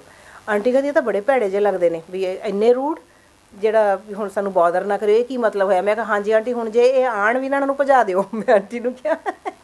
ਸੋ ਇੱਕ ਦਿਨ ਉਦੋਂ ਗੱਲ ਬਸ ਗਈ ਆਈ ਹੋ ਗਈ, ਮੈਨੂੰ ਲੱਗਦਾ ਇਹਨਾਂ ਨੂੰ ਆਉਣ ਨੂੰ 2-3 ਮਹੀਨੇ ਲੱਗ ਗਏ। ਅਤੇ ਇੱਕ ਦਿਨ ਮੈਂ ਆਫਿਸ ਹੀ ਸੀਗੀ ਅਤੇ ਇਹ ਆ ਗਏ ਪਿੱਛੋਂ ਆਂਟੀ ਨੂੰ ਫ਼ੋਨ ਕਰਕੇ। ਆਂਟੀ ਨੇ ਫਟਾਫਟ ਮੈਨੂੰ ਆਫਿਸ ਫ਼ੋਨ ਕੀਤਾ ਵੀ ਆ ਜਾ, ਕਹਿੰਦੇ ਇਹ ਉਹੀ ਆ ਗਏ ਜਿਹੜੇ ਰੂਡ ਸੀਗੇ। ਮੈਂ ਕਿਹਾ ਚਲੋ ਜੇ ਆਪਣੀ ਗੱਲ ਤਾਂ ਹੋ ਚੁੱਕੀ ਹੈ ਵੀ ਇਹਨਾਂ ਨੂੰ ਨਹੀਂ ਰੱਖਣਾ ਹੈਗਾ, ਆਪਾਂ ਭਜਾਣਾ। ਕਹਿੰਦੇ ਵੀ ਨਹੀਂ, ਤੂੰ ਮੈਂ ਮਿਲ ਲਿਆ, ਤੂੰ ਆ ਜਾ ਘਰ, ਠੀਕ ਹੈ ਸਾਰਾ ਕੁਛ, ਆਂਟੀ ਕਹਿੰਦੇ। ਅਤੇ ਮੈਨੂੰ ਫਿਰ ਵੀ ਮਨ 'ਚ ਕੁਛ ਸੀਗਾ, ਅਤੇ ਉੱਥੋਂ ਆਫਿਸ 'ਚੋਂ ਤਾਂ ਮੈਂ ਨਿਕਲਿਆ ਹੀ, ਮੈਨੂੰ ਪਤਾ ਸੀ ਮੈਨੂੰ ਫ਼ੋਨ 'ਤੇ ਫ਼ੋਨ ਆਈ ਜਾਣਾ ਆਂਟੀ ਦਾ। ਮੈਂ ਕਦੇ 17 ਸੈਕਟਰ ਟਾਈਮ ਪਾਸ ਕਰਾਂ, ਕਦੇ 19 ਸੈਕਟਰ ਟਾਈਮ ਪਾਸ ਕਰਾਂ, ਵੀ ਚਲੇ ਜਾਣ ਉੱਥੋਂ ਆ ਕੇ। ਔਰ ਜਦੋਂ ਮੈਂ ਫਿਰ ਵੀ ਘਰ ਗਈ ਇੰਨਾ ਲੇਟ, 2 ਘੰਟੇ ਮੈਨੂੰ ਲਗਾਤੇ ਮੈਂ, ਅਤੇ ਹਾਲੇ ਘਰ ਹੀ ਸੀਗੇ। ਤੇ ਆਂਟੀ ਬਾਹਰ ਨਿਕਲ ਕੇ ਮੈਨੂੰ ਬਹੁਤ ਔਖੇ ਹੋ ਰਹੇ ਨੇ, ਕਹਿੰਦੀ ਤੈਨੂੰ ਤੂੰ ਕਦੋਂ ਦੀ ਨਿਕਲੀ ਹੋਈ ਆਫਿਸ ਚੋਂ, ਕਿੱਥੇ ਚਲੀ ਗਈ ਸੀਗੀ, ਫਟਾਫਟ ਜਾ ਕੇ ਮੂੰਹ ਹੱਥ ਧੋ ਕੇ ਆਪਣਾ ਕੱਪੜੇ ਬਦਲ ਕੇ ਆ ਜਾ ਇੱਧਰ। ਜਦ ਮੈਂ ਕੱਪੜੇ ਬਦਲ ਕੇ ਆਈ ਤੇ ਮੈਂ ਇਹਨਾਂ ਨੂੰ ਦੇਖਿਆ ਉੱਥੇ ਬੈਠ ਕੇ, ਥੋੜ੍ਹਾ ਜਿਹਾ ਤਾਂ ਮੈਂ ਸ਼ਾਂਤ ਹੋ ਗਈ। ਮੈਂ ਵੀ ਇਹੀ ਕਹਿਣ ਲੱਗੀ ਸੀ ਆ ਕੇ ਵੀ ਮੇਰਾ ਖਿਆਲ ਆਪਣੀ ਗੱਲ ਨਹੀਂ ਬਣਨੀ ਹੈਗੀ, ਤੁਸੀਂ ਐਵੇਂ ਟਾਈਮ ਨਾ ਆਪਾਂ ਖ਼ਰਾਬ ਕਰੀਏ, ਮੈਂ ਇਹੀ ਕਹਿਣਾ ਸੀ ਐਕਚੁਅਲੀ ਆ ਕੇ। ਪਰ ਮੈਂ ਇਹਨਾਂ ਨੂੰ ਜਦੋਂ ਆ ਕੇ ਦੇਖਿਆ ਮੈਂ ਥੋੜ੍ਹੀ ਜਿਹੀ ਕਾਮ ਡਾਊਨ ਹੋ ਗਈ। ਤੇ ਫਿਰ ਅਸੀਂ ਬੈਠੇ ਤੇ ਆਂਟੀ ਕਹਿੰਦੇ ਵੀ ਸਾਨੂੰ ਦੱਸੋ ਆਪਣੀ ਲਾਈਫ ਬਾਰੇ। ਇਹ ਕਹਿੰਦੇ ਵੀ ਮੈਨੂੰ ਦੇਖੋ ਇੱਦਾਂ ਨਾ ਪੁੱਛੋ, ਕਿਉਂਕਿ ਇਹਨਾਂ ਦੇ ਨਾਲ 1-2 ਬੰਦੇ ਹੋਰ ਵੀ ਸੀਗੇ, ਇਹਨਾਂ ਦੇ ਉਹੀ ਰਿਲੇਟਿਵ ਜਿਨ੍ਹਾਂ ਨੇ ਮੈਟਰੀਮੋਨੀਅਲ ਦਾ ਕੀਤਾ ਸੀ। ਇਹ ਕਹਿੰਦੇ ਆਂਟੀ ਮੈਨੂੰ ਇੱਦਾਂ ਨਾ ਪੁੱਛੋ, ਤੁਸੀਂ ਜੋ ਵੀ ਪੁੱਛਣਾ ਨਾ ਮੈਨੂੰ ਅੰਦਰ ਲਿਜਾ ਕੇ ਪੁੱਛ ਲਓ, ਇਹ ਤਾਂ ਬਹੁਤ ਸੈਂਸਿਟਿਵ ਚੀਜ਼ਾਂ ਹੁੰਦੀਆਂ ਨੇ, ਮੈਂ ਇੱਦਾਂ ਕਿਵੇਂ ਦੱਸਦਾ ਆਪਣੀ ਲਾਈਫ ਬਾਰੇ ਤੁਹਾਨੂੰ। ਆਂਟੀ ਕਹਿੰਦੇ ਚਲੋ ਠੀਕ ਹੈ ਅੰਦਰ ਆ ਜਾਓ। ਆਂਟੀ ਨੇ ਗੱਲ ਕੀਤੀ, ਉਹ ਬੜੇ ਕਨਵਿੰਸਡ ਬਾਹਰ ਆਏ ਤੇ ਚਾਹ ਚੂ ਪਿਲਾਈ ਆਂਟੀ ਨੇ। ਬੈਠੇ ਅਸੀਂ, ਇਹਨਾਂ ਦੇ ਨਾਲ ਮੇਰੀ ਮਾੜੀ ਮੋਟੀ ਗੱਲਬਾਤ ਹੋਈ। ਫਿਰ ਇਹ ਕਹਿੰਦੇ ਵੀ ਮੈਂ ਗੁਰਮੀਤ ਦੇ ਨਾਲ ਅੰਦਰ ਜਾ ਕੇ 2 ਮਿੰਟ ਗੱਲ ਕਰ ਸਕਦਾ। ਆਂਟੀ ਨੇ ਫਟਾਫਟ ਸਾਰੀਆਂ ਖਿੜਕੀਆਂ ਦੇ ਪਰਦੇ ਉਤਾਰਤੇ, ਖੋਲ੍ਹਤੇ, ਕਹਿੰਦੇ ਹਾਂਜੀ ਤੁਸੀਂ ਇੱਥੇ ਬੈਠ ਕੇ ਗੱਲ ਕਰ ਸਕਦੇ ਹੋ। ਸੋ ਉੱਥੇ ਬੈਠ ਕੇ ਜਦੋਂ ਗੱਲ ਹੋਈ ਸੀ ਕਹਿੰਦੇ ਵੀ ਯੂ ਨੋ ਵਟ ਤੇਰੀ ਮਾਰਕੀਟਿੰਗ ਦੀ ਬੈਕਗਰਾਊਂਡ ਹੈ ਐਂਡ ਅਦਰਵਾਈਜ਼ ਆਲਸੋ ਆਪਣਾ ਮੈਨੂੰ ਇੱਦਾਂ ਦੀ ਇੰਡੀਪੈਂਡੈਂਟ ਦੀ ਕੁੜੀ ਚਾਹੀਦੀ ਸੀਗੀ ਹੂ can you know who is self made. So I think from my side it's okay. ਤੇ ਮੈਂ ਕਿਹਾ ਓਕੇ ਪਰ ਮੈਂ ਥੋੜ੍ਹਾ ਸੋਚੂੰਗੀ, ਮੈਨੂੰ ਟਾਈਮ ਚਾਹੀਦਾ। ਕਹਿੰਦੇ ਠੀਕ ਹੈ। ਤੇ ਮੈਂ ਕਦੋਂ ਫ਼ੋਨ ਕਰਾਂ? ਮੈਂ ਕਿਹਾ ਨਹੀਂ ਫ਼ੋਨ ਮੈਂ ਕਰੂੰਗੀ, ਤੁਸੀਂ ਨਹੀਂ ਕਰਨਾ। ਬਸ ਉਹ ਤੋਂ ਬਾਅਦ ਫਿਰ ਇਨ ਦਾ ਮੀਨ ਟਾਈਮ ਆਂਟੀ ਅੰਕਲ ਹੋਰਾਂ ਨਾਲ ਗੱਲ ਹੋਈ। ਉਹ ਕਹਿੰਦੇ ਅੰਕਲ ਬਹੁਤ ਘੱਟ ਬੋਲਦੇ ਨੇ, ਉਹ ਮੈਨੂੰ ਕਹਿੰਦੇ Pinky nothing could be better than that. ਉਹਨਾਂ ਨੇ ਮੈਨੂੰ ਇੰਨਾ ਹੀ ਕਿਹਾ। ਤਾਂ ਉਹਨਾਂ ਦੀ ਬਸ ਇੱਕ ਤਰ੍ਹਾਂ ਦੀ ਸਟੈਂਪ ਹੀ ਸੀਗੀ ਇਹ। ਅਤੇ ਆਂਟੀ ਵੀ ਕਹਿ ਰਹੇ ਸੀ, ਕਹਿੰਦੇ ਮੈਨੂੰ ਗੱਲ ਕਰਕੇ ਨਾ ਜਿਹੜੀ ਹੈਗੀ ਆ ਇੱਕ ਸਫਿਸਟੀਕੇਸ਼ਨ ਔਰ ਇੱਕ ਜਿਹੜੀ ਹੈਗੀ ਹੈ ਹਿਊਮਿਲਿਟੀ, ਮੈਨੂੰ ਉਹ ਚੰਗੀ ਲੱਗੀ। ਸੋ ਇੱਦਾਂ ਕਰਕੇ ਫਿਰ ਆਪਣਾ ਫ਼ੋਨ ਫਿਰ ਵੀ ਇਹਨਾਂ ਨੇ ਕੀਤਾ, ਹਾਲਾਂਕਿ ਮੈਂ ਕਿਹਾ ਸੀ ਮੈਂ ਕਰੂੰਗੀ, ਇਹਨਾਂ ਨੇ ਫਿਰ ਵੀ ਇਹਨਾਂ ਨੇ ਕੀਤਾ। And that day we went for dinner and rest is history. International students ਬਾਰੇ ਵੀ ਦੱਸੋ, ਕਿਉਂਕਿ ਉੱਥੇ ਕੁਝ ਹੋਰ ਮਨ 'ਚ ਗੱਲਾਂ ਹੁੰਦੀਆਂ ਨੇ, ਉੱਥੇ ਕਿਸ ਤਰ੍ਹਾਂ ਜਿਉਂਦੇ ਨੇ, ਕਿਸ ਤਰ੍ਹਾਂ ਦੀਆਂ ਮੁਸ਼ਕਲਾਂ ਨੇ। ਖਾਸ ਤੌਰ 'ਤੇ ਇਹ ਵੀ ਗੱਲ ਬਾਹਰ ਆਈ ਕਿ ਉਹਦਾ ਉੱਥੋਂ ਦਾ ਭਾਈਚਾਰਾ ਉਹਨਾਂ ਠੀਕ ਟ੍ਰੀਟ ਨਹੀਂ ਕਰ ਰਿਹਾ, ਕੁੜੀਆਂ ਦੀ ਕੀ ਸਥਿਤੀ ਆ, ਤੁਸੀਂ ਆਪ ਵੀ ਕਾਫੀ ਹੈਲਪ ਕਰਦੇ ਰਹੇ ਹੋ, ਉਹ ਵੀ ਵਿਸਥਾਰ। ਹਾਂਜੀ, ਇੰਟਰਨੈਸ਼ਨਲ ਸਟੂਡੈਂਟਸ ਜਿਹੜੇ ਜਾਂਦੇ ਨੇ +2 ਕਰਕੇ, ਉਹਨਾਂ 'ਤੇ ਮੈਨੂੰ ਕਈ ਵਾਰ ਉਹਨਾਂ ਦਾ ਫਿਕਰ ਹੀ ਹੋ ਜਾਂਦਾ ਕਿ ਇਹ ਕਿਵੇਂ ਸਰਵਾਈਵ ਕਰਨਗੇ ਔਰ ਕਿਵੇਂ ਉਹਨਾਂ ਨੇ ਕਿਰਾਏ ਕੱਢਣੇ ਨੇ ਆਪਣੇ। $400 ਤਾਂ ਮਿਨੀਮਮ ਕਿਰਾਇਆ ਹੈਗਾ ਹੀ ਹੈ, ਚਾਹੇ ਉਹ ਸ਼ੇਅਰਿੰਗ 'ਚ ਹੀ ਰਹਿੰਦੇ ਨੇ। ਅਤੇ ਉਹ ਤੋਂ ਇਲਾਵਾ ਜਿਹੜੇ ਆਪਣੇ ਲੋਕ ਨੇ ਉੱਥੇ ਗਏ ਹੋਏ, ਉਹਨਾਂ ਨੂੰ ਪਤਾ ਨਹੀਂ ਕਿਉਂ ਇਹ ਗੱਲ ਦੀ ਤਕਲੀਫ ਹੈ, ਕਿਉਂਕਿ ਹੁੰਦਾ ਨਾ ਕਿ ਜਦ ਤੁਸੀਂ ਉੱਥੇ ਚਲੇ ਜਾਂਦੇ ਹੋ ਤੁਹਾਨੂੰ ਲੱਗਦਾ ਕਿ ਹੁਣ ਇਹ ਕੈਨੇਡਾ ਤੁਹਾਡਾ ਹੋ ਗਿਆ, ਹੁਣ ਜਿਹੜਾ ਕੋਈ ਹੋਰ ਇੱਥੇ ਆਉਂਦਾ ਉਹਨੂੰ ਟੋਲਰੇਟ ਕਰਨਾ ਉਹਨਾਂ ਨੂੰ ਔਖਾ ਹੋ ਜਾਂਦਾ ਹੈ। ਪਰ ਕਿਉਂਕਿ ਉਹ ਦੂਜੇ ਐਂਗਲ ਤੋਂ ਨਹੀਂ ਸੋਚ ਸਕਦੇ, ਜਿੱਦਾਂ ਮੈਂ ਕਿਹਾ ਕਿ ਉਹਨਾਂ ਦਾ ਕੋਈ ਬਹੁਤੇ ਉਹ ਹੈ ਨਹੀਂ, ਓਪਨ ਮਾਈਂਡਡ ਨਹੀਂ ਹੈਗੇ, ਉਹਨਾਂ ਨੇ ਹੈ ਨਾ, ਉਹਨਾਂ ਨੇ ਪੜ੍ਹਨਾ ਲਿਖਣਾ ਥੋੜ੍ਹਾ ਜਿਹਾ ਘੱਟ ਹੈ ਉਹਨਾਂ ਦਾ ਰੁਝਾਨ। ਅਤੇ ਅਸੀਂ ਹੋਰ ਤਰ੍ਹਾਂ ਨਾਲ ਦੇਖਦੇ ਹਾਂ। ਸਾਨੂੰ ਇਹ ਲੱਗਦਾ ਕਿ ਇਹ ਜਿਹੜੇ ਹੁਣ ਨਵੇਂ ਬੱਚੇ ਇੱਥੇ ਆਏ ਨੇ, ਇਹ ਕੈਨੇਡਾ ਨੂੰ ਤਾਂ ਇਹਨਾਂ ਨੇ ਹੀ ਸੰਭਾਲਣਾ ਅੱਗੇ ਜਾ ਕੇ। ਅਸੀਂ ਤਾਂ ਵੀ ਆਰ ਬੇਬੀ ਬੂਮਰਸ, ਅਸੀਂ ਤਾਂ ਹੁਣ ਜਾ ਰਹੇ ਹਾਂ। ਅਤੇ ਉਹਨਾਂ ਨੂੰ ਜੇ ਕੋਈ ਪੰਜਾਬੀ ਭਾਈਚਾਰੇ 'ਚ ਜਿਹਨਾਂ ਨੇ ਸੰਭਾਲਣਾ, ਇਹਨਾਂ ਨੇ ਸੰਭਾਲਣਾ। ਇਹ ਛੋਟੇ ਹੁੰਦੇ ਇੱਥੇ ਆ ਗਏ, ਇਹ ਸਿਸਟਮ ਦੇ ਵਿੱਚ ਢਲ ਜਾਣਾ ਇਹਨਾਂ ਨੇ ਇੱਥੇ ਆ ਕੇ, ਅਤੇ ਇਹਨਾਂ ਨੂੰ ਉਹ ਪ੍ਰੋਬਲਮਸ ਨਹੀਂ ਆਉਣੀਆਂ ਜਿਹੜੀਆਂ ਸਾਨੂੰ ਆਈਆਂ ਸੀਗੀਆਂ। ਅਤੇ ਅਸੀਂ ਉਹਨਾਂ ਨੂੰ ਕੁਛ ਇੱਦਾਂ ਪੋਜ਼ੀਟਿਵ ਲਾਈਟ ਦੇ ਵਿੱਚ ਦੇਖਦੇ, ਅਸੀਂ ਉਹਨਾਂ ਦੀ ਹੈਲਪ ਕਰਨ ਦੀ ਵੀ ਕੋਸ਼ਿਸ਼ ਕਰਦੇ, ਕਿਉਂਕਿ ਹੈਲਪ ਵੀ ਤੁਸੀਂ ਕਿਸੇ ਦੀ ਕੀ ਕਰਨੀ ਹੁੰਦੀ ਹੈ। ਜਦ ਬੱਚਾ ਉੱਥੇ ਜਾਂਦਾ ਹੈ, ਉਹਨੂੰ ਪਹਿਲੇ ਹੀ ਜਿਹੜੇ ਹੈਗੇ ਨੇ ਮਹੀਨਾ ਕਹਿ ਲਓ, ਮਹੀਨਾ 2 ਮਹੀਨਾ ਤੁਹਾਡੀ ਥੋੜ੍ਹੀ ਜਿਹੀ ਮੋਰਲ ਸਪੋਰਟ ਦੀ ਲੋੜ ਹੁੰਦੀ ਹੈ, ਗਾਈਡੈਂਸ ਦੀ ਲੋੜ ਹੁੰਦੀ ਹੈ। ਬਾਅਦ 'ਚ ਤਾਂ ਉਹ ਆਪਣੇ ਆਪ 'ਤੇ ਹੋ ਹੀ ਜਾਂਦੇ ਨੇ, ਉਹਨਾਂ ਨੂੰ ਸਾਰਾ ਸਿਸਟਮ ਸਮਝ ਆ ਜਾਂਦਾ ਹੈ। ਉਹ ਬਲਕਿ ਸਾਡੇ ਨਾਲੋਂ ਜ਼ਿਆਦਾ ਤੇਜ਼ ਹੁੰਦੇ ਨੇ, ਆਪਣੀ ਲਾਈਫ ਬਾਰੇ ਉਹ ਸੋਚ ਸਕਦੇ ਨੇ। ਅਤੇ ਉਹਨਾਂ ਦਾ ਜਿਹੜਾ ਸਰਵਾਈਵਲ ਮੈਕੈਨਿਜ਼ਮ ਹੈ, ਬੇਸਿਕਲੀ ਇਹ ਚੀਜ਼ 'ਤੇ ਡਿਪੈਂਡ ਕਰਦਾ ਹੈ ਕਿ ਉਹ ਇਕੱਠੇ ਰਹਿੰਦੇ ਨੇ। ਜਦੋਂ ਉਹ ਇਕੱਠੇ ਨੇ, ਇੱਕ ਜਿਹੜਾ ਹੈਗਾ ਘਰ ਹੈ, ਇੱਕੋ ਫਲੋਰ ਹੈ, ਇੱਕ ਫਲੋਰ 'ਤੇ ਉਹ 6-7 ਜਣੇ ਇਕੱਠੇ ਰਹਿੰਦੇ ਨੇ। ਅਤੇ ਉਹ ਕੀ ਕਰਦੇ ਨੇ, ਜਿਹੜੀਆਂ ਅਸਾਈਨਮੈਂਟਸ ਉੱਥੇ ਹੁੰਦੀਆਂ ਨੇ ਉਹਨਾਂ ਦੀਆਂ ਆਪਣਾ ਟੀਚਰਸ ਦਿੰਦੇ ਨੇ, ਉਹਨਾਂ ਨੂੰ ਨਹੀਂ ਸਮਝ ਆਉਂਦੀਆਂ, ਕਿਉਂਕਿ ਉਹ ਜਿਹੜੀ ਲੈਂਗੁਏਜ ਨਹੀਂ ਉਹਨਾਂ ਦੀ ਹਲੇ ਇੰਨੀ ਡਿਵੈਲਪ ਹੋਈ ਹੁੰਦੀ ਹੈ ਇਹਦੇ ਨਾਲ, ਆਈਲੈਟਸ ਦੇ ਨਾਲ। ਅਤੇ ਜਿਹੜੀ ਚੀਜ਼ ਇੱਕ ਨੂੰ ਨਹੀਂ ਸਮਝ ਆਈ, ਦੂਜੇ ਨੂੰ ਸਮਝ ਆ ਗਈ ਹੁੰਦੀ ਹੈ, ਦੂਜੇ ਨੂੰ ਨਹੀਂ, ਤੀਜੇ ਨੂੰ ਸਮਝ ਆਈ ਹੁੰਦੀ, ਉਹ ਰਲ ਮਿਲ ਕੇ ਆਪਣੀਆਂ ਅਸਾਈਨਮੈਂਟਸ ਕਰ ਲੈਂਦੇ ਨੇ। ਅਤੇ ਜੇ ਕੰਮ 'ਤੇ ਵੀ ਜਾਣਾ, ਸਪੋਜ਼ ਕਰੋ ਸਨੋ ਦੇ ਵਿੱਚ ਕੰਮ 'ਤੇ ਜਾਣਾ ਹੈ, ਬੱਸ ਸਟੈਂਡ ਹੈਗਾ ਦੂਰ ਹੈ, ਅਤੇ ਉਹਨਾਂ ਨੇ ਤੁਰ ਕੇ ਜਾਣਾ ਬੱਸ ਸਟੈਂਡ ਤੱਕ, ਉੱਥੋਂ ਫਿਰ ਖੜ੍ਹ ਕੇ ਉਹਨਾਂ ਨੇ ਵੇਟ ਕਰਨੀ। ਚਲੋ ਬੱਸਾਂ ਦਾ ਬਹੁਤ ਐਕੂਰੇਟ ਹੈ ਟਾਈਮ, ਜੇ 9:53 'ਤੇ ਆਉਣੀ ਹੈ ਤਾਂ 9:53 'ਤੇ ਹੀ ਉੱਥੇ ਲੱਗੀ ਹੋਏਗੀ ਬੱਸ। ਅਤੇ ਪਰ ਫਿਰ ਵੀ ਜਾਣਾ ਤਾਂ ਪਏਗਾ ਨਾ ਤੁਹਾਨੂੰ 5 ਮਿੰਟ ਪਹਿਲਾਂ। ਅਤੇ ਉਹ ਫਿਰ ਇੱਦਾਂ ਇਹੀ ਚੀਜ਼ ਦੇ ਵਿੱਚ ਉਹਨਾਂ ਦੀ ਸਰਵਾਈਵਲ ਹੈਗੀ ਹੈ ਕਿ ਅਸੀਂ ਇਕੱਠੇ ਹੀ ਆ, we are all in the same pool, we are in this ship together. ਇਹ ਉਹਨਾਂ ਦੀ ਇੱਕ ਦੂਜੇ ਦੇ ਨਾਲ ਜਿਹੜੀ ਹੈਗੀ ਹੈ ਸਰਵਾਈਵਲ ਮੈਕੈਨਿਜ਼ਮ ਵੀ ਹੈ, ਮੋਟੀਵੇਸ਼ਨਲ ਫੋਰਸ ਵੀ ਹੈ। ਅਤੇ ਆਪਣਾ ਉਹਦੇ 'ਚ ਉਹ ਇੱਕ ਦੂਜੇ ਨਾਲ ਮਿਲ ਕੇ ਆਪਣੀਆਂ ਕਾਫੀ ਪ੍ਰੋਬਲਮਾਂ ਸੋਲਵ ਕਰ ਲੈਂਦੇ ਨੇ, ਉਹਨਾਂ ਦੀ ਬੌਂਡਿੰਗ ਹੋ ਜਾਂਦੀ ਹੈ ਇੱਕ ਦੂਜੇ ਦੇ ਨਾਲ। ਅਤੇ ਆਪਣਾ ਕੋਵਿਡ ਨੇ ਸੀਨ ਕਾਫੀ ਚੇਂਜ ਕਰਤਾ ਕਿ ਜਿਹੜੇ ਲੋਕ ਘਰ ਬੈਠ ਗਏ, ਕਿ ਇਹਨਾਂ ਨੂੰ ਤਾਂ ਜਿਹੜੇ ਵੀ ਉੱਥੋਂ ਦੇ ਪੱਕੇ ਸੀਗੇ ਉਹਨਾਂ ਨੂੰ ਤਾਂ ਚੈੱਕ ਆਉਣੇ ਸ਼ੁਰੂ ਹੋ ਗਏ ਘਰ ਕਿ ਤੁਸੀਂ ਕੋਵਿਡ 'ਚ ਜੇ ਤੁਹਾਡੇ ਘਰ 'ਚ ਤੁਸੀਂ ਇਨਫੈਕਸ਼ਨ ਨਹੀਂ ਲੈ ਕੇ ਜਾਣੀ, ਤੁਸੀਂ ਘਰ ਬੈਠੋ ਆਰਾਮ ਦੇ ਨਾਲ, ਜੇ ਤੁਸੀਂ ਘਰੋਂ ਹੀ ਕੰਮ ਕਰ ਲਓ ਤੇ ਤੁਹਾਨੂੰ ਤਾਂ ਚੈੱਕ ਆ ਹੀ ਜਾਣਾ। ਟਰੂਡੋ ਨੇ ਬੜੀ ਜਨਰੋਸਿਟੀ ਵਰਤੀ ਹੈ। ਪਰ ਉਹ ਜਿਹੜੀਆਂ ਸਾਰੀਆਂ ਜਗ੍ਹਾ ਖਾਲੀ ਹੋਈਆਂ, ਜਿਹੜੇ ਮਾਰੇ ਫਿਰਦੇ ਸੀਗੇ ਸਟੂਡੈਂਟ ਕੰਮ ਵਾਸਤੇ, ਕੰਮ ਨਹੀਂ ਮਿਲਦਾ, ਉਹ ਸਾਰੇ ਕੰਮ ਉਹਨਾਂ ਨੇ ਸੰਭਾਲ ਲਏ। ਉਹਨਾਂ ਨੂੰ ਕੋਵਿਡ ਦਾ ਡਰ ਹੀ ਕੋਈ ਨਹੀਂ ਸੀਗਾ, ਉਹਨਾਂ ਨੇ ਕੰਮ ਕੀਤੇ ਨੇ ਉਸ ਟਾਈਮ 'ਤੇ, ਔਰ ਡਰ ਰੱਖ ਵੀ ਨਹੀਂ ਸੀ ਸਕਦੇ ਕਿਉਂਕਿ ਮਸੀ ਤਾਂ ਉਹਨਾਂ ਨੂੰ ਉਹ ਜਗ੍ਹਾ ਖਾਲੀ ਹੋਈ ਸੀ ਨਾ ਕੰਮ ਮਿਲਣ ਦੀ, ਅਤੇ ਉਹਨਾਂ ਨੇ ਉਹ ਸਾਰੇ ਕੰਮ ਸੰਭਾਲ ਲਏ। ਅਤੇ ਸਾਡੇ ਫਾਰਮ ਦੇ ਉੱਪਰ ਆਉਂਦੇ ਹੁੰਦੇ ਸੀਗੇ 2 ਬੱਚੇ ਤੁਹਾਡੇ ਵਰਗੇ ਕੰਮ ਕਰਨ, ਅਤੇ ਸਾਡਾ ਸਾਈਡ 'ਤੇ ਫਾਰਮ ਵੀ ਹੈਗਾ, ਡਿਵੈਲਪਿੰਗ ਦੇ ਨਾਲ ਸਾਡਾ ਫਾਰਮ ਵੀ ਹੈਗਾ। ਅਤੇ ਉੱਥੇ ਫਾਰਮ ਇੱਦਾਂ ਫਾਰਮ ਨਹੀਂ ਹੈਗਾ ਕਿ ਉਹਦੇ 'ਚ ਫਾਰਮਿੰਗ ਦਾ ਕੰਮ ਹੋਵੇ, ਉਹਦੇ 'ਚ ਅਸੀਂ ਯੂਨਿਟ ਬਣਾਏ ਹੋਏ ਨੇ ਫਾਰਮ ਉਹਦੇ ਵਿੱਚ, ਅਤੇ ਉਹ ਸਟੋਰੇਜ ਯੂਨਿਟ ਨੇ, ਵੀ ਹੈਵ 50 ਆਫ ਦੈਮ, ਅਤੇ ਆਪਣਾ 50 ਯੂਨਿਟ ਨੇ, 50 ਦੇ 50 ਇੱਦਾਂ ਕਿਰਾਏ 'ਤੇ ਦਿੱਤੇ ਹੋਏ ਨੇ। ਅਤੇ ਉਹਨਾਂ ਨੂੰ ਮੁਰਗੀ ਖਾਨਾ ਸੀ, ਉਹ ਤਾਂ ਇਹਨਾਂ ਦਾ ਹੀ ਵਿਜ਼ਨ ਸੀਗਾ ਕਿ ਮੁਰਗੀ ਖਾਨੇ ਨੂੰ ਸਟੋਰੇਜ ਦੇ ਵਿੱਚ ਵੀ ਕਨਵਰਟ ਕੀਤਾ ਜਾ ਸਕਦਾ ਹੁੰਦਾ, ਵਿੱਚ ਉਹਦੇ ਪਾਰਟੀਸ਼ਨਾਂ ਕਰਕੇ। ਅਤੇ ਉਹ ਫਿਰ ਉੱਥੇ ਹੁੰਦਾ ਕਿ ਕੋਈ ਸਮਾਨ ਜਿਹੜਾ ਹੈਗਾ ਕੋਈ ਯੂਨਿਟ ਕਿਰਾਏ 'ਤੇ ਦੇਣਾ, ਉਹਦੇ ਅੰਦਰ ਸਮਾਨ ਪਿਆ, ਉਹਦੀ ਚੱਕ ਥੱਲ ਸਮਾਨ ਦੀ, ਆਹ ਯੂਨਿਟ ਨੂੰ ਖਾਲੀ ਕਰ ਦਿਓ, ਇਹਦੇ ਅੰਦਰ ਪੇਂਟ ਕਰਨੀ ਹੈ, ਇਹਨੂੰ ਸੈੱਟ ਕਰਨਾ, ਉਹ ਫਿਰ ਸਟੂਡੈਂਟ ਕਰ ਦਿੰਦੇ ਨੇ ਆ ਕੇ। ਅਤੇ ਉਹ ਸਾਨੂੰ ਇੰਨੇ ਫੋਨ ਆਉਂਦੇ ਸੀ ਕੋਵਿਡ ਤੋਂ ਪਹਿਲਾਂ ਕਿ ਨਾਲ ਆਪਣੇ ਦੋਸਤਾਂ ਨੂੰ ਵੀ ਲਾ ਲੈਂਦੇ ਸੀ, ਅੰਕਲ ਅੱਜ ਕੋਈ ਕੰਮ ਹੈਗਾ, ਅੰਕਲ ਅੱਜ ਗਰੋਸਰੀ ਵਾਸਤੇ ਪੈਸੇ ਨਹੀਂ ਹੈਗੇ, ਦੇ ਦਿਓ ਅੱਜ ਕੋਈ ਕੰਮ। ਅਤੇ ਇਹ ਉੱਦਾਂ ਹੀ ਕੰਮ ਕੋਈ ਕੱਢ ਲੈਂਦੇ ਸੀਗੇ, ਜੇ ਨਹੀਂ ਵੀ ਹੈਗਾ ਨਾ ਇਹ ਕੱਢ ਲੈਂਦੇ, ਚਲੋ ਕੋਈ ਨਹੀਂ ਆ ਜਾਓ ਦੇਖ ਲੈਂਦੇ ਹਾਂ, ਕੋਈ ਨਹੀਂ ਤੁਹਾਡੇ 5-7 ਘੰਟੇ ਲਵਾ ਦਾਂਗੇ। ਅਤੇ ਜਿੱਦਣ ਦਾ ਕੋਵਿਡ ਆਇਆ ਅਸੀਂ ਉਹਨਾਂ ਦੇ ਮਗਰ ਫਿਰਦੇ ਹਾਂ ਵੀ ਸਾਨੂੰ ਲੋੜ ਹੈ ਤੁਹਾਡੀ, ਅੰਕਲ ਹੁਣ ਨਾ ਸਾਡੇ ਨਾਲ ਕੰਮ ਕਰੋ, ਹੁਣ ਤਾਂ ਅਸੀਂ ਪੱਕੇ ਹੋ ਗਏ ਗਰੋਸਰੀ ਸਟੋਰਾਂ 'ਤੇ। ਸੋ ਚੇਂਜ ਹੋ ਗਈ, ਸਿਚੁਏਸ਼ਨ ਚੇਂਜ ਹੋ ਗਈ ਹੈ। ਸੋ ਇਹ ਆਪਣਾ ਹੈ ਇਹਨਾਂ ਦਾ ਸਟੂਡੈਂਟਸ ਦਾ। ਅਤੇ ਬਾਕੀ ਜਿਹੜੇ ਲੈਂਡਲੋਰਡ ਨੇ ਉਹ ਬਹੁਤ ਬੁਰੀ ਤਰ੍ਹਾਂ ਟਰੀਟ ਕਰਦੇ ਨੇ ਉਹਨਾਂ ਨੂੰ, ਕਿਉਂਕਿ ਉਹਨਾਂ ਨੂੰ ਪਤਾ ਹੈ ਕਿ ਇਹਨਾਂ ਨੇ ਪੁਲਿਸ ਕੋਲ ਨਹੀਂ ਜਾਣਾ। ਹਾਲਾਂਕਿ ਜਦ ਉਹਨਾਂ ਨੂੰ ਸਤਾਇਆ ਜਾਂਦਾ ਜਾਂ ਉਹਨਾਂ ਦਾ ਹੱਕ ਮਾਰਿਆ ਜਾਂਦਾ ਹੈ, ਜੇ ਉਹ ਇੱਕ ਵਾਰ ਉੱਥੇ ਪੁਲਿਸ ਕੋਲ ਚਲੇ ਜਾਣ ਤਾਂ ਉਹ ਬਹੁਤ ਬੁਰੀ ਤਰ੍ਹਾਂ ਉਹਦੇ 'ਚ ਪ੍ਰੋਬਲਮ 'ਚ ਪੈ ਸਕਦਾ ਜਿਹੜਾ ਵੀ ਉਹਨਾਂ ਦਾ ਇੰਪਲੋਇਰ ਹੈ, ਕਿਉਂਕਿ ਕਿਸੇ ਦਾ ਤੁਸੀਂ ਹੱਕ ਮਾਰ ਨਹੀਂ ਸਕਦੇ, ਮਿਨੀਮਮ ਵੇਜ ਤੋਂ ਘੱਟ ਕਿਸੇ ਨੂੰ ਤੁਸੀਂ ਦੇ ਹੀ ਨਹੀਂ ਸਕਦੇ। ਅਤੇ ਉਹ ਤਾਂ ਨਹੀਂ ਜਾਂਦੇ, ਉਹਨਾਂ ਨੂੰ ਸਿਰਫ ਇਹੀ ਡਰ ਰਹਿੰਦਾ ਕਿਤੇ ਕੋਈ ਉਹ ਇੱਕ ਨਾ ਜਿਹੜੀ ਹੈਗੀ ਇੱਕ ਸਟ੍ਰਾਈਕ ਪੁਲਿਸ ਰਿਪੋਰਟ ਵਾਲੀ ਸਾਡੇ ਰੈਕਡ 'ਤੇ ਨਾ ਆ ਜਾਵੇ, PR 'ਚ ਮੁਸ਼ਕਿਲ ਹੋਏਗੀ। ਇਹ ਉਹਨਾਂ ਦੇ ਦਿਮਾਗ 'ਚ ਪੱਕੀ ਧਾਰਨਾ ਹੈ, ਤੁਸੀਂ ਉਹਨੂੰ ਚੇਂਜ ਨਹੀਂ ਕਰ ਸਕਦੇ ਹੈਗੇ। ਅਤੇ ਉਹ ਨਹੀਂ ਜਾਂਦੇ ਪੁਲਿਸ ਕੋਲ। ਉਹ ਉਹਨਾਂ ਨੂੰ $15 ਦਾ ਉਹਨਾਂ ਦਾ ਕੰਮ ਕੀਤਾ ਘੰਟੇ ਦਾ, ਜਿਹੜਾ ਕਿ 15 ਹੈ ਹੀ ਹੈ, 14.80 ਹੋ ਗਈ ਮਿਨੀਮਮ ਵੇਜ, 14.80 ਹੈ ਮੇਰੇ ਖਿਆਲ, ਅਤੇ $14.80 ਹੈ। ਅਤੇ ਉਹ ਤੋਂ ਘੱਟ ਉਹਨਾਂ ਨੂੰ ਕੋਈ ਇੱਕ ਪੈਨੀ ਨਹੀਂ ਦੇ ਸਕਦਾ, ਪਰ ਉਹਨਾਂ ਨੂੰ $5 'ਤੇ ਵੀ ਕੰਮ ਕਰਾਈ ਜਾਂਦੇ ਨੇ, ਕਿਉਂਕਿ ਇੰਪਲੋਇਰ ਨੂੰ ਵੀ ਪਤਾ ਹੈ ਕਿ ਇਹਨਾਂ ਨੇ ਪੁਲਿਸ ਕੋਲ ਨਹੀਂ ਜਾਣਾ। ਔਰ ਫਿਰ ਕਈ ਵਾਰ ਇੰਨੇ ਕੁ ਮੈਂਟਲੀ ਉਹ ਇੰਨੇ ਕੁ ਅਪਸੈਟ ਹੋ ਜਾਂਦੇ ਨੇ ਕਿ ਫਿਰ ਰਾਤ ਨੂੰ ਆ ਕੇ ਉਹ ਜਿਹੜਾ ਰੈਸਟੋਰੈਂਟ ਆ ਉਹਦੇ ਸ਼ੀਸ਼ੇ ਤੋੜ ਦੇਣਗੇ ਹਾਕੀਆਂ ਮਾਰ ਕੇ, ਉਹ ਇੱਦਾਂ ਹੀ ਕੱਢ ਸਕਦੇ ਨੇ ਆਪਣਾ ਗੁੱਬ ਘਬਾਟ। ਅਤੇ ਔਰ ਉਦੋਂ ਫਿਰ ਇਹ ਮੀਡੀਆ 'ਚ ਆ ਜਾਂਦਾ ਇਹਨਾਂ ਦੀਆਂ ਜਿਹੜੀਆਂ ਮਤਲਬ ਆਪਾਂ ਨੂੰ ਸ਼ਾਇਦ ਹੁੱਲੜਬਾਜ਼ੀਆਂ ਲੱਗਦੀਆਂ ਹੁਣ ਇਹ ਉਹਨਾਂ ਦੀਆਂ, ਪਰ ਉਹਨਾਂ ਦਾ ਇਹ ਹੌਲੀ ਅੰਦਰ ਬਿਲਡ ਹੋਇਆ ਗੁੱਸਾ ਹੁੰਦਾ। ਸਾਡਾ ਇੱਕ ਰਿਸ਼ਤੇਦਾਰ ਬੱਚਾ ਸਾਡੇ ਕੋਲ ਆਇਆ ਸੀਗਾ, ਅਤੇ ਛੋਟਾ ਜਿਹਾ ਸੀਗਾ, 16 ਸਾਲ ਦਾ ਹੀ ਆ ਗਿਆ ਸੀ, 16-17 ਸਾਲ ਦਾ ਹਾਈ ਸਕੂਲ ਕਰਕੇ। ਔਰ ਉਹ ਕਿਸੇ ਸਨੋ ਦੇ ਟਾਈਮ ਵੀ ਉਹ ਕੰਸਟਰਕਸ਼ਨ ਕੰਪਨੀ ਵਿੱਚ ਆਪਣੇ ਗੋਡਿਆਂ ਦੇ ਉੱਪਰ ਨਾ ਨੀ ਕੈਪਸ ਲਾ ਕੇ ਟਾਈਲਾਂ ਲਾਉਣੀਆਂ ਹੁੰਦੀਆਂ, ਤੁਹਾਨੂੰ you have to be on your force, ਤੁਸੀਂ ਇੱਦਾਂ ਹੈ ਨਾ ਜਿਹੜਾ ਆਪਣਾ ਗੋਡੇ ਹੇਠਾਂ ਲਾ ਕੇ ਟਾਈਲਾਂ ਲਾਈ ਜਾਣੀਆਂ, ਦਸਤਾਨੇ ਪਾਏ ਹੋਏ ਨੇ। ਔਰ ਫਿਰ ਵੀ ਕਿੰਨਾ ਔਖਾ ਕੰਮ ਹੋਊਗਾ ਉਹ। ਅਤੇ ਉਹ ਜਿਹੜੇ ਵੀ ਉਹਦੇ ਕੋਲ ਕੰਮ ਕਰਦਾ ਸੀਗਾ ਠੇਕੇਦਾਰ ਦੇ ਕੋਲ, ਉਹਨੇ ਉਹਦੇ ਕੋਲੋਂ 6 ਮਹੀਨੇ ਕੰਮ ਕਰਾ ਕੇ ਉਹਨੂੰ ਕੋਈ ਪੈਸਾ ਨਹੀਂ ਦਿੱਤਾ। ਪੈਸੇ ਕਾਹਦੇ, ਇੱਦਾਂ ਕਹਿ ਦਿੰਦੇ ਨੇ ਪੈਸੇ ਕਾਹਦੇ। ਅਤੇ ਉਹ ਬਹੁਤ ਅਪਸੈਟ ਸਾਡੇ ਕੋਲ ਆਇਆ ਅਤੇ ਕਹਿੰਦਾ ਆਂਟੀ ਹੁਣ ਨਾ ਇਹਦੀ ਵੱਡੀ ਜੀਪ ਲਈ ਫਿਰਦਾ, ਉਹਦੇ ਟਾਇਰ ਅਸੀਂ ਕੱਟਾਂਗੇ ਰਾਤ ਨੂੰ ਆ ਕੇ। ਅਤੇ ਫਿਰ ਮੈਂ ਕਿਹਾ ਵੀ ਨਹੀਂ, ਇਹ ਵੀ ਨਹੀਂ ਕਹਿਣਾ, ਇਹ ਵੀ ਕੋਈ ਤਰੀਕਾ ਨਹੀਂ ਹੁੰਦਾ, ਤੁਸੀਂ ਉਹਦੇ ਲੈਵਲ 'ਤੇ ਨਹੀਂ ਹੈਗਾ ਸਟੂਪ ਡਾਊਨ ਹੋਣਾ।